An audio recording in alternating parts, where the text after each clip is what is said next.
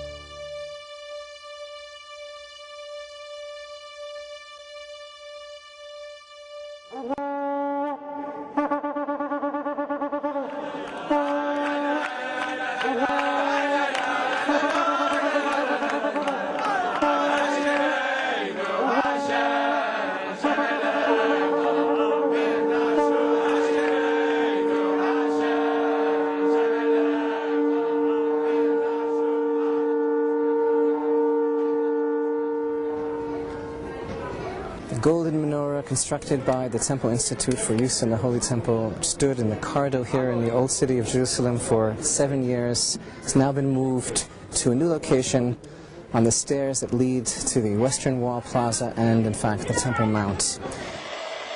The Bible commands us And you shall make a menorah of pure gold. Of beaten work shall the menorah be made. To meet this daunting challenge, the Temple Institute, after many months of intensive research, assembled a team of artisans and craftsmen, engineering experts and scientists, to recreate the golden menorah fit for use in the Holy Temple. The menorah contains 95 pounds of pure gold. Today valued at $2 million, its total weight is 1/2 ton. To facilitate the move, a special steel frame was devised to protect the menorah throughout the duration of its journey. Silver trumpet blasts are sounded as the workers raise the menorah up out of the Roman cardo and towards its destination, alongside the Yehuda Halevi staircase, 440 yards away.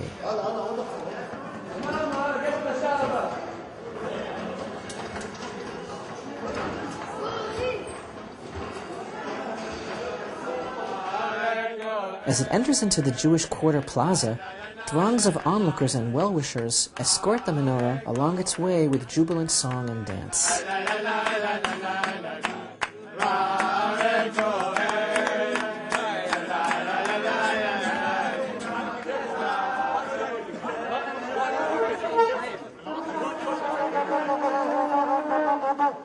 For 2,000 years, the Jewish people have become accustomed to the scene depicted on the Arch of Titus, notorious symbol of Jewish exile. Our forefathers, forced to carry the sacred vessels of the Holy Temple out of Jerusalem and into exile. Witnessing the menorah once again being carried through the streets of Jerusalem, but this time towards the Holy Temple, filled the people with an overwhelming feeling that history was being reversed, a circle being closed.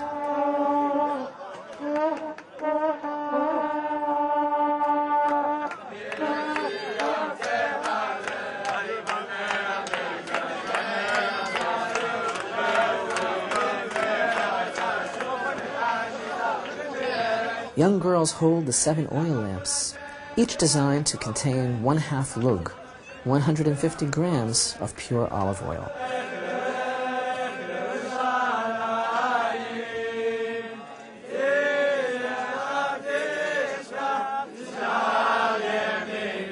The protective frame is removed and the menorah is set safely in its new position.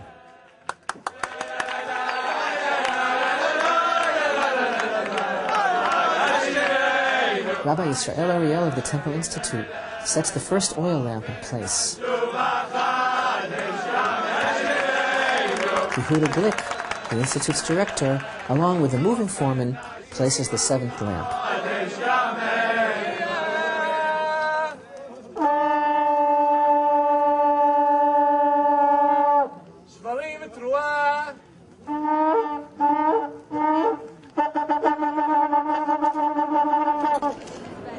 The 7th night of Hanukkah marked the dedication ceremony, where prominent guests and notables celebrated the golden menorah, now standing in its new location. The menorah was unveiled by Yonah Metzger, the chief rabbi of Israel, and Oleg Rabinovich, son of the menorah's main benefactor. Hanukkah really is a story that seems kind of like a dream from days past. The dream of the Jewish people is on its way towards realization. That dream is, of course, the goal of our purpose, to be a vessel, a vehicle like the vessel of the menorah that brings the light of the Holy One, blessed be He, into the world. Hi, this is Tim from Moriel TV and Moriel Radio, here live via Skype with James Jacob Prasch. He's here in the States. Now, if you would like to go see Jacob, he's in Iowa. What do you have, Bill Randalls, Jacob? Yes, Cedar Rapids, Iowa. Believers in Grace Fellowship. And, of course, the schedule's up on Moriel TV and Moriel website. So Jacob will be coming also to my area here. Looking forward to that, to John Haller's church at the end of next week, matter of fact. So if you're in that area and you'd like to see Jacob, please come down there. It's Always a great time of fellowship and great preaching. Columbus, Ohio. Columbus. It'll be in Columbus, Ohio. Yes, Fellowship Bible Chapel. And now, hey, there's a lot going on this week, isn't there, Jacob? So let's continue on to This Week in Prophecy. Blessings in Jesus, dear friends. Wonderful to be with you here in the United States and wherever you happen to be listening. This Week in Prophecy. You know, so many of the events that are of prophetic significance are not always the headline events. They tend to become headline events later on. But discerning Christians will notice these things before they become the front page news. We will see them taking shape. So let's begin by looking at things that are happening, first of all, here in the United States. Jesus said, "You'll be hated by all nations for my name's sake." And there's a tremendous spiritual battle going on, where anything named Christian or called Christian is seen as racist, homophobic. They're using these terrible, terrible adjectives and baseless accusations against believers for all kinds of reasons. Well, a pastor, a military army chaplain, for instance, in the U.S. Army, said he could not perform a same-sex marriage. He didn't decline to perform it. He just told someone, he just said he could not perform one because of the instructions and policy of the Southern Baptists, of which he is a clergyman who sponsor him as an American Army chaplain. He's found out that he's in legal dispute between Army regulations and biblical prohibitions and the regulations of his church, his denomination as a Baptist clergyman and as a Baptist chaplain.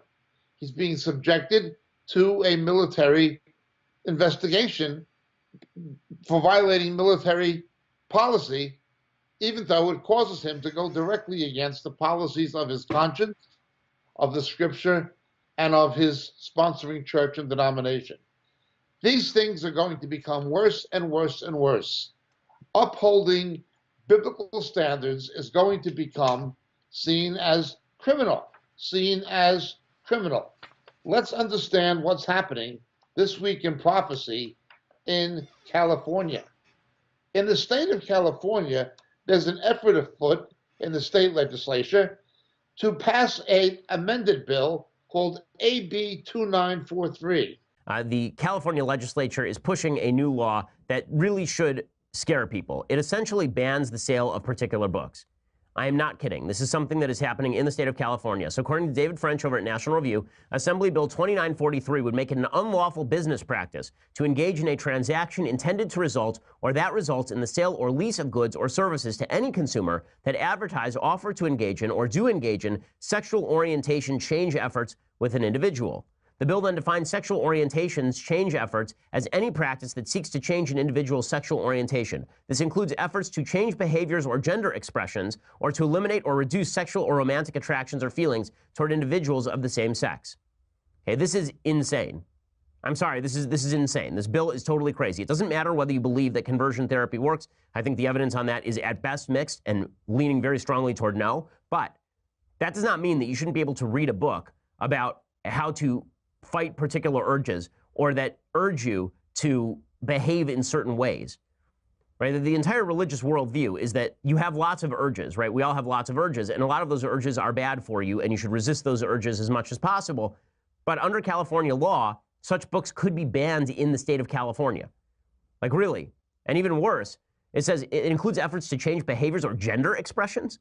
So in other words, if I have a 3-year-old kid, and that 3-year-old kid is expressing that they want to be the opposite sex, I can't take that kid to a therapist who is going to who's going to try to make sure that my kid's feelings of gender disorientation are alleviated. I don't have the ability to do that in the state of California. How in the world is that constitutional? The answer is it's not constitutional. The answer is also that folks on the left in California don't care. So when we talk about tyranny coming in the guise of a happy face, well, this is what we're talking about.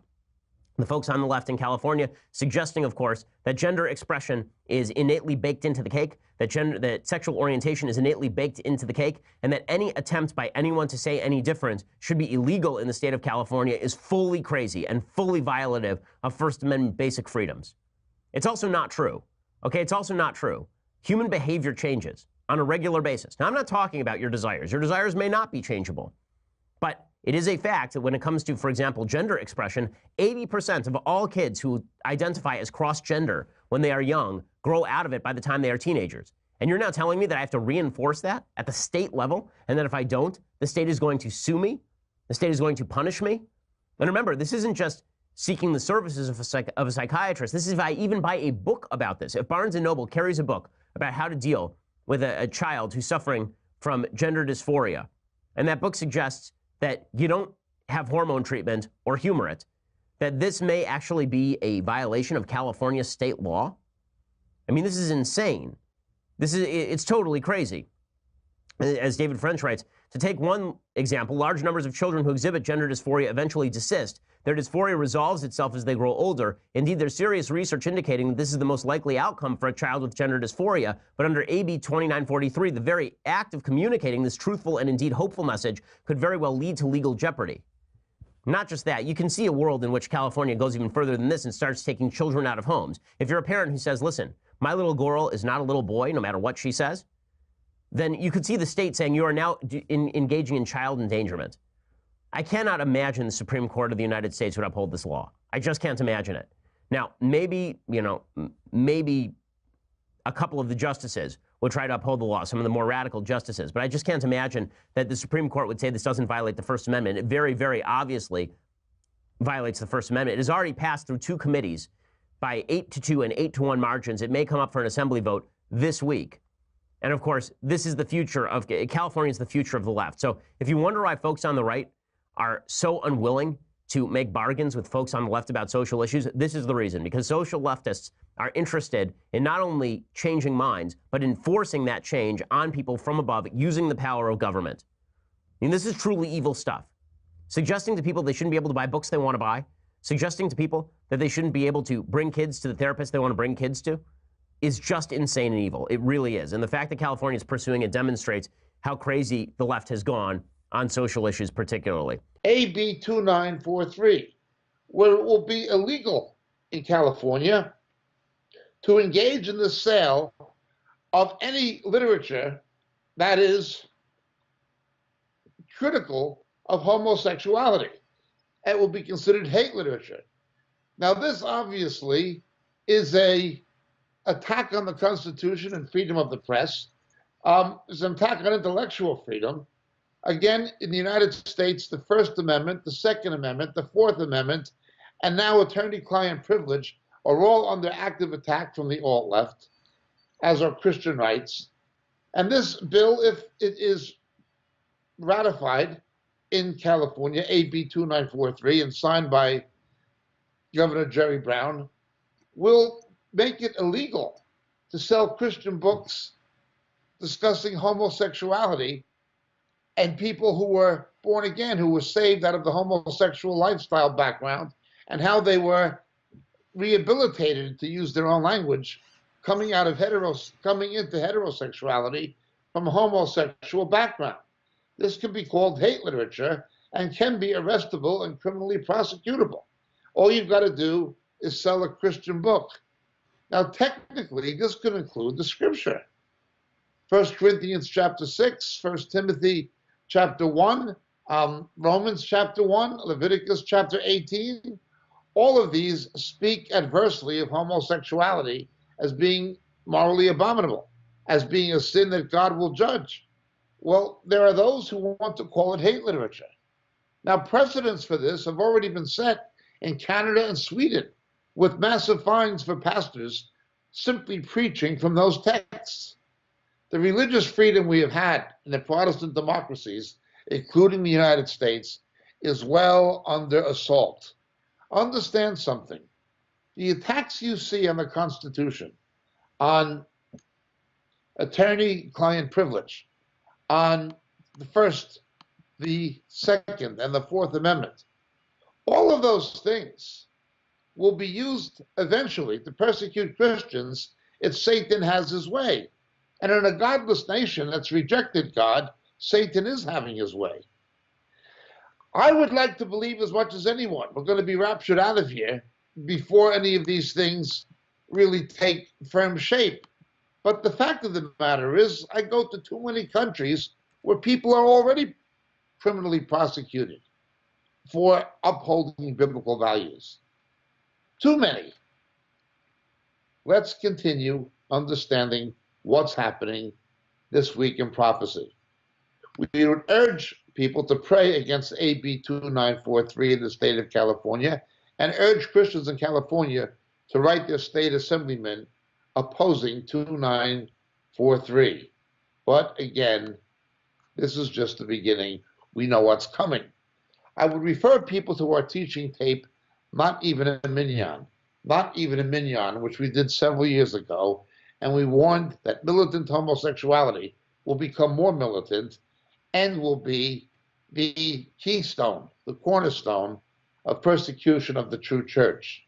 It's no longer that you have to tolerate aberrational views of sexuality that are at odds with your own or the scripture's teaching. You have to be willing to condone it.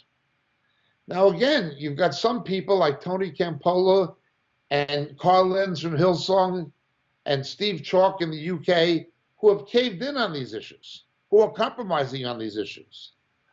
Faithful believers will not, but they will have to accept the ramifications. The ultimate ramification, however, is not persecution. It's glory. It's reward. The harlot church, even much of which is falsely called evangelical, will cave in on this issue.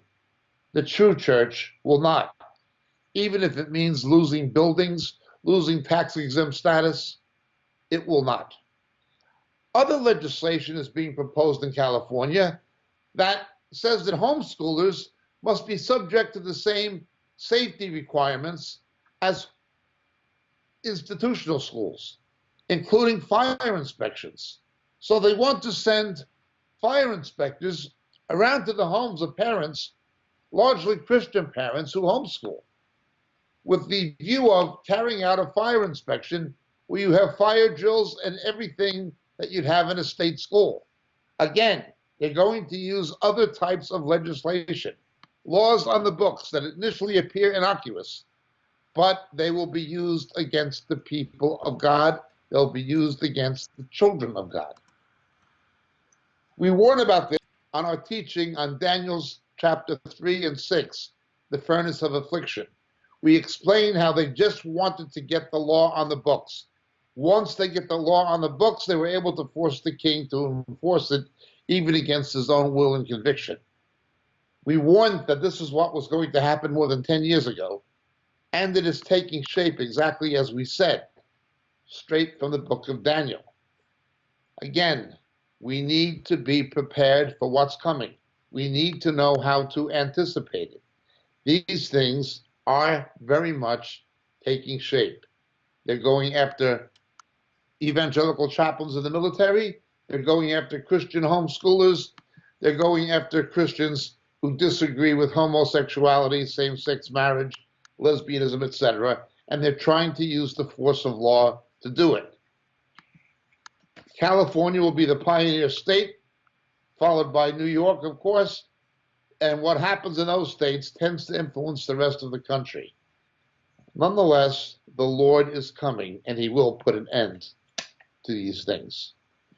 Remember, we have the children of God, born-again believers, but we also have the people of God, Israel.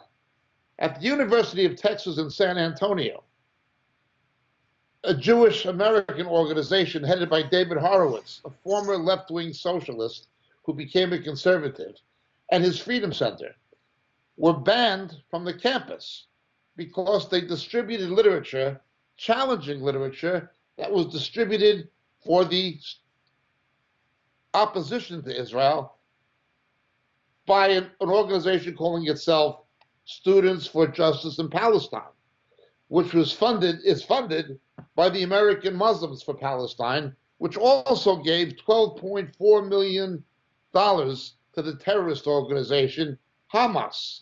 And because David Horowitz Freedom Foundation circulated literature on the campus saying that Students for Justice in Palestine are funded by an organization that funds a terrorist organization. They were accused of being racist and Islamophobic. Hamas is racist and one of the booklets that were distributed by the SJP activists is a book called How Many Jews Died in the Holocaust? ? Then it says, not enough. Not enough. Now, you can distribute that on campus, but when somebody challenges it, they get banned from campus. And they did it on the technicality that it was not a student organization. Well, one was, one is not. Open hate literature. How many Jews died in the Holocaust? Not enough. They let that go. Those opposing it must be stopped. Remember, Genesis 3, anti-Semitism and persecution of the church are two sides of the same coin, heads and tails. We can distinguish between them, but we cannot separate them. The children of God and the people of God. Both are Abraham's children by faith, sons of promise through Abraham, Isaac, and Jacob. The Jews are the anthropological people of God. Born-again believers are the spiritual children of God. Satan hates both. And the return of Christ depends on God's prophetic purpose for both Israel and the true church. But these things are taking place this week in prophecy. It seems the American left and the international left has been taken over by demonic forces, actual demonic forces. It's very much akin to what we see in the book of Daniel and what Daniel said would happen. Only now these things are becoming tangible realities. They're no longer just theoretical Bible studies about the last days. They are day-to-day realities that people are already experiencing. And so it goes. But let's move on this week in prophecy. The American, French, and British military reaction to the Assad regime in Syria's attack on civilians using noxious gases as an offensive weapon once again in violation of previous agreements and treaties took place, hitting 3 essential targets. The United States is in position for a sustained campaign against Assad, but they cannot do it for fear of who will take over in his place. In case his regime completely crumbles, there is no heir that would be better than he is, and they may be worse. Nonetheless, there needed to be a response, and there was. The 3 targets were a command and control center that was used in the attacks perpetrated by the Assad regime. The second was an assembly facility where binary components of the toxic gases were combined into a weapon, sort of a factory. And the third one was a research facility for biochemical weapons. All 3 were hit by America, Britain, and France with a very high success rate. Something humiliating the Russians once again. Their defense systems did not work too well. Mr. Putin promised a Russian response. Well, we see what the Russian response has been so far. Russian ships arriving on the 70th anniversary of the rebirth of Israel came to Port Tartus in Syria, unloading the S-300 defensive missile system to Syria, said to be better at shooting down Israeli and American aircraft and other projectiles than the existing aerial defense systems that the Americans and Israelis have been able to evade, apparently with relative ease. Again, somewhat an embarrassment to Mr. Putin. The S-300 is said to be superior and more modern. It's an unknown quantity of how the F-35 or the F-22 would perform against it. Nonetheless, they have arrived, but what is interesting is initially Putin denied these missiles, the S-300s, to Syria. Now he's allowed it in response to the American, British, and French attacks on Assad's positions used in the gas attack against his own civilians. But the big news that takes place this week is something again underreported by the press. The vice commander of the Iranian Guard forces deployed in Syria, Hassan Salami, says publicly, our hands are on the trigger and Israeli air bases are within our reach. Our hands are on the trigger and Israeli air bases are within our reach. Now, this would include most likely Magen Michael Air Base in northern Israel in the Emek Valley, which is where most air attacks launched against Syria and Russia are staged from. But there are other bases he claims he could reach with his hands already on the trigger to do it. Benjamin Netanyahu has responded by saying, and we are ready. The IDF is ready. The Israelis are on a military footing. They're on edge to take on the Iranians in Syria. Syria is what it is, but it's no longer controlled by Syria. Its areas, again, in Syria are either controlled by the Iranians, the Russians, the Turks, or the Americans. Fingers on the button. They are ready for a conflict between Iran and Israel. It could happen any day. That's not to say it will, it's just to say that it could.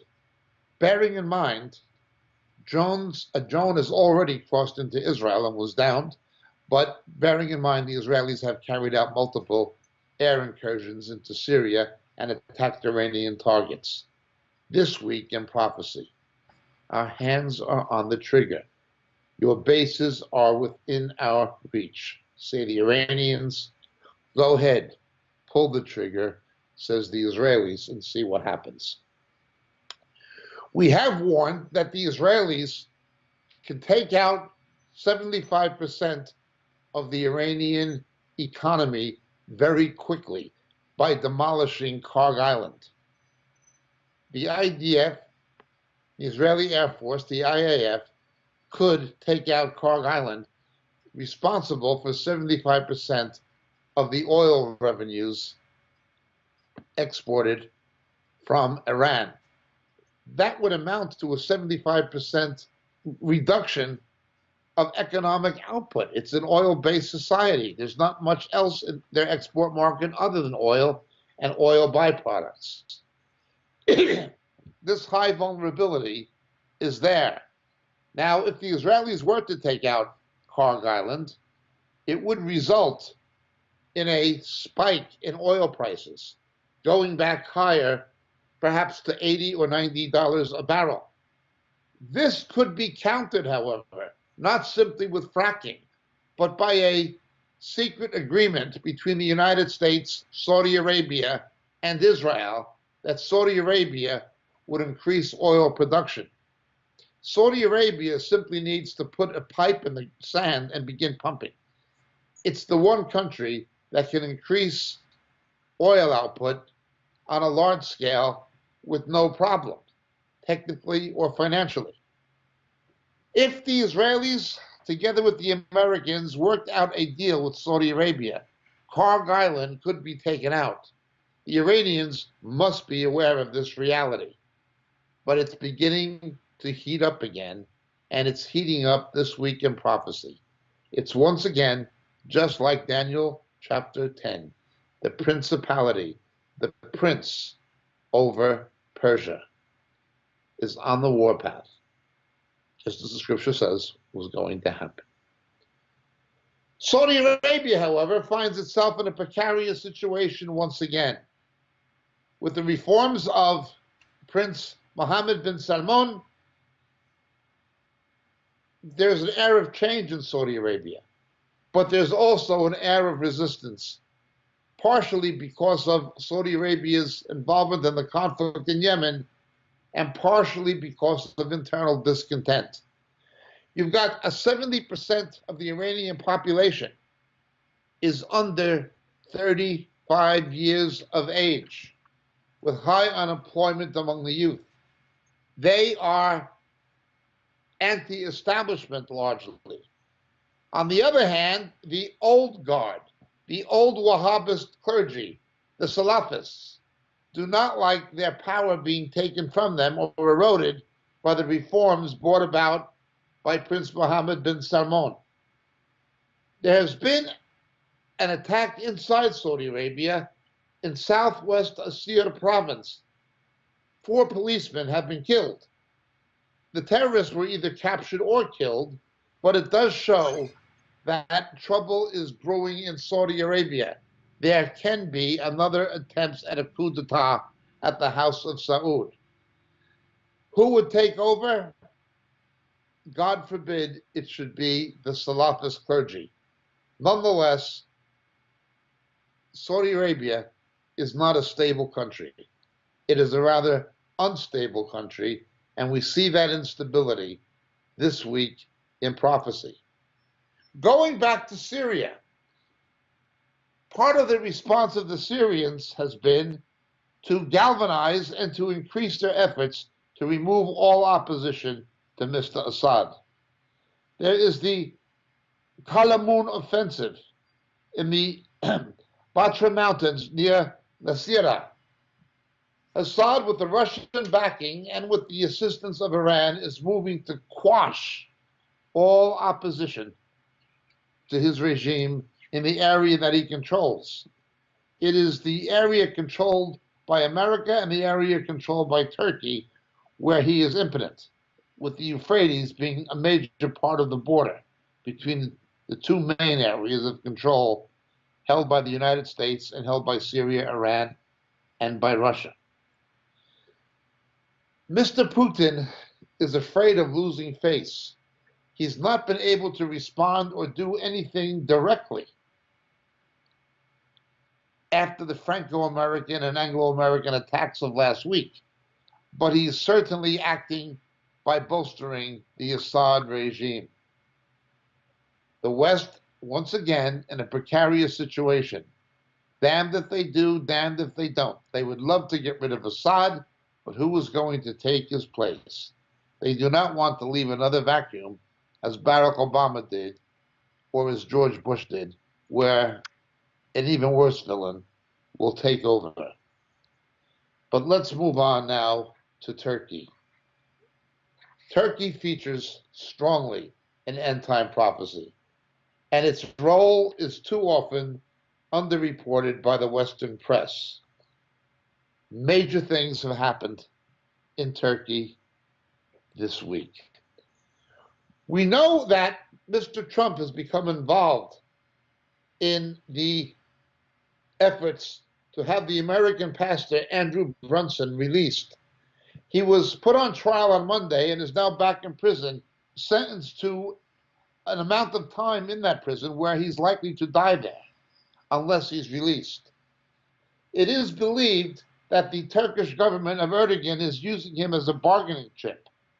He spent 23 years in Turkey as a missionary, but the Turkish government is saying that he's a terrorist, and the basis of the terrorism is, quote unquote, Christianization. In other words, the Turkish government is equating Christianization with terror. Now, this is a NATO member. Now, what would happen if we came in the United States or in Western countries like Britain and we accused mosques and Islamic clergymen of Islamicization and arrested them and put them in prison and called them terrorists for propagating Islam? It's always a one-way street in the thinking of radical Islam. They have rights, you don't. You're guilty of Christianization, that makes you a terrorist. But we can go to your country and say what we want and do what we want, and if you don't like it, you're an Islamophobe. And of course, the loony left will pander to them. This is what's happening. We've been warning about Mr. Erdogan for some time. Now, another incident has happened. Going back to the time of Ataturk and to the aftermath of the First World War, where the Ottoman Empire collapsed and was defeated by the British, there has been contention between Greece and Turkey, and much tension. A territorial dispute has been taking place for some time in northern Cyprus. Although the Turks represent only a 15% demographic of the population of Cyprus as a whole, the amount of land they've taken is approximately 40% of northern Cyprus. But there are other territorial disputes and islands in the Aegean, one of which is the Kardok Rocks, known in Greek as the Imia Islets. On April 17th of this week in prophecy, the president of Greece was flying from the Kardok Rocks to Rhodes, to Rhodos. And then to the islets of Rho, to Rhodos, where his helicopter was harassed by Turkish military jets over this disputed territory. The president of Greece, riding in a helicopter, his planes were harassed by Turkish military aircraft. Turkey is becoming more militant, more radicalized, and they're making public statements that they see places like Libya, Kazakhstan, Uzbekistan, the countries of Central Asia, as coming into their orbit. There is an effort to try to rebuild the Ottoman Empire along a radical Islamic line under the Erdogan government. His claims extend into the Balkans in Europe, into North Africa, and into Central Asia. This is what they're publicly saying. But more than that, it's what they are publicly doing. Now, don't forget, Istanbul was Constantinople. On the European side of the Bosporus, that is Europe. It was conquered. It was taken by force by Islamic forces going back to the time of the aftermath of the Crusades. But it's always been disputed by Greece. The city of Izmir on the western coast of Turkey was Greek, and it was grabbed in the 20th century. Now Turkey is trying to extend its empire even further to the west, claiming sovereignty over islands that are occupied and always have been occupied by Greeks, such as the Kardok Rocks, the Imia Islets, and the Rho Islets. These are the areas around Rhodes in the eastern Aegean Sea.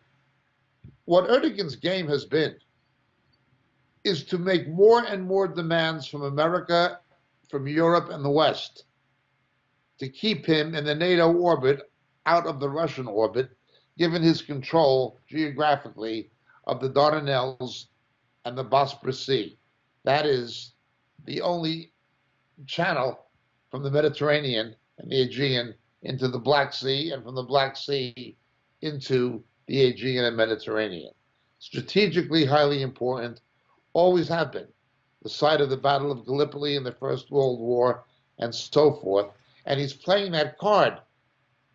He's now holding an American pastor as a virtual hostage in negotiations to demand more and more concessions from the Americans in the West to stand aside and let him carry on his Islamic expansionism. This situation is extremely dangerous. We don't want him, obviously, the West does not want him in the Russian orbit. Nonetheless, he will play any card he has to advance his ambitions. This is an extremely dangerous man. But he has again stated this week in prophecy the following. He wants to see a great Islamic army raise up against Israel. Those are his exact words. And a great Islamic army. People from Kazakhstan, Uzbekistan, Turkey, obviously. A great Islamic army to march on Israel. Now, it's very interesting that the Turks have never gotten along with the Arabs.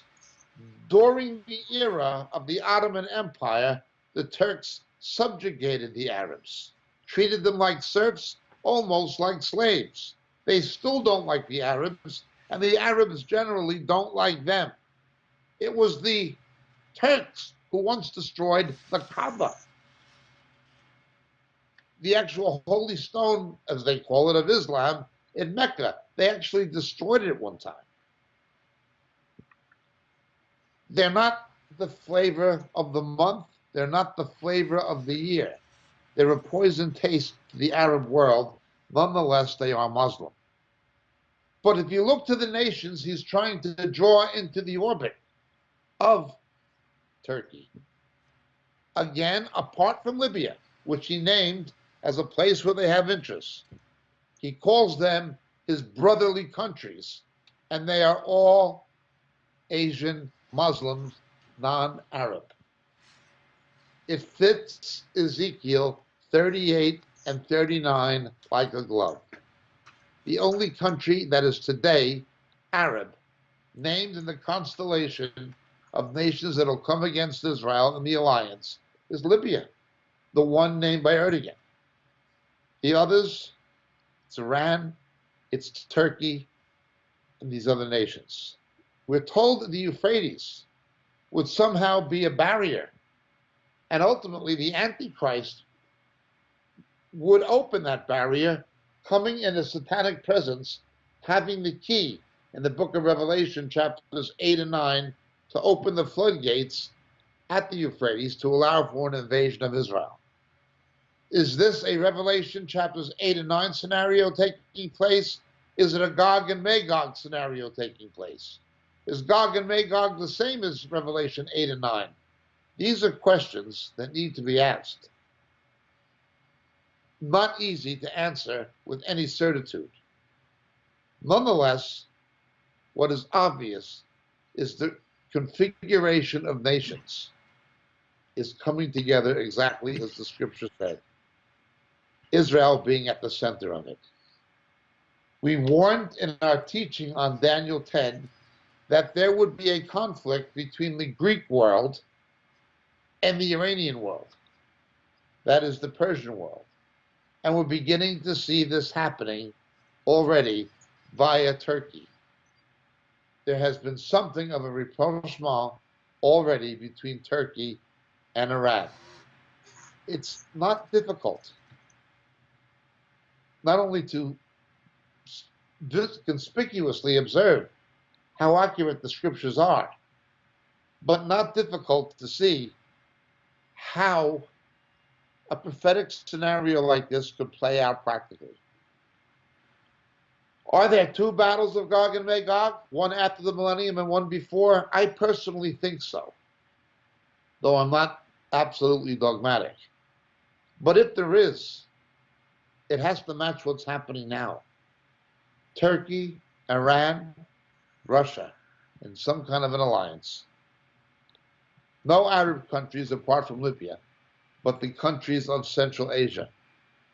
It looks very real, very possible, and we have major steps towards that kind of a configuration and scenario transpiring this very week, this week in prophecy.